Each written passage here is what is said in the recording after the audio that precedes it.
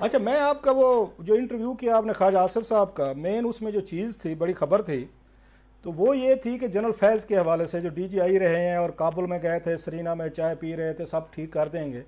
तो वो जो सवाल किया आपने उससे ख्वाजा आसिफ साहब जो डिफेंस मिनिस्टर, उन्होंने कहा मैं तो पार्लियामेंट में उठाऊंगा, जनरल फैज़ को बुलाएं कि आप तो कहते सारी चीज़ें ठीक हो जाएंगी, तो यहाँ तो एक साल में हमारे ऊपर तालिबान के हमले, वो टीटीपी के हमले, अनरेस्ट, बला बला। तो आपको लग रहा है कि ऐसे ऐसा हुकूमत तैयार हो रही है कि जनाब के उसमें इमरान खान साहब को भी रोप इन किया जा रहा है, जो उनका बताया जा रहा है पीछे से उनको उस वक्त जनरल फैज़ साहब सारी प्रोटेक्शन दे रहे थे, चला भी रहे थे, ऑपरेट किया जा रहा था। तो अब एक एक स्टेप आगे जाकर जनरल फैज़ को भी इसमें लाया जाएगा। मुझे आपके इंटरव्यू से यही लगा जो ख्वाजा आसिफ साहब से कर रहे थे आप। नहीं, उन्होंने तो खुल के बात की। और दूसरा, शायद शायद गवर्नमेंट के सर्कल्स में खैर ख्वाजा आसिफ तो आपको पता है वैसे भी जज्बाती आदमी, वो कई बार ये अपनी बात अपनी कर रहे होते, जरूरी नहीं होता कि गवर्नमेंट की स्ट्रैटेजी का हिस्सा हो। लेकिन गवर्नमेंट को एक चीज तो पता है, बैक ऑफ द माइंड तो आपको पता होता है कि जनरल फैज साहब कोई फॉर्मर आर्मी चीफ नहीं है, ठीक है ना, कि फौज ने हर कीमत पे प्रोटेक्ट करना है अपने आर्मी चीफ को। वो जनरल है, बड़े बड़े जनरल्स को बड़ा रगड़ा पड़ा हुआ है।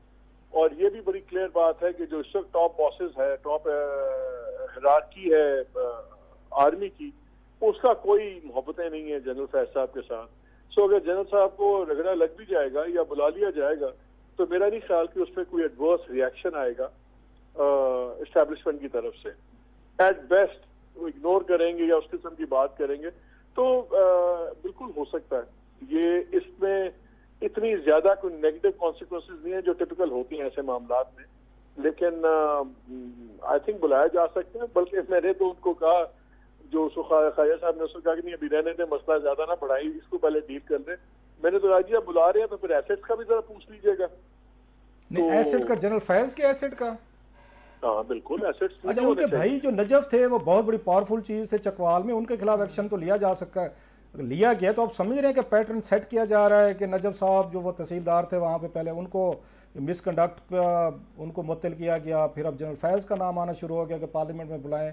सो आपको लग रहा है कि इस तरफ बातें जा रही हैं?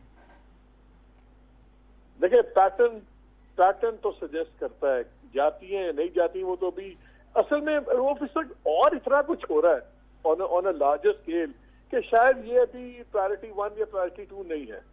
इसलिए मुझे लगता है कि अभी फौरी तौर पे कुछ नहीं होगा, लेकिन मेरे ख्याल में अगर बात शुरू होगी, यही बहुत बड़ी बात है।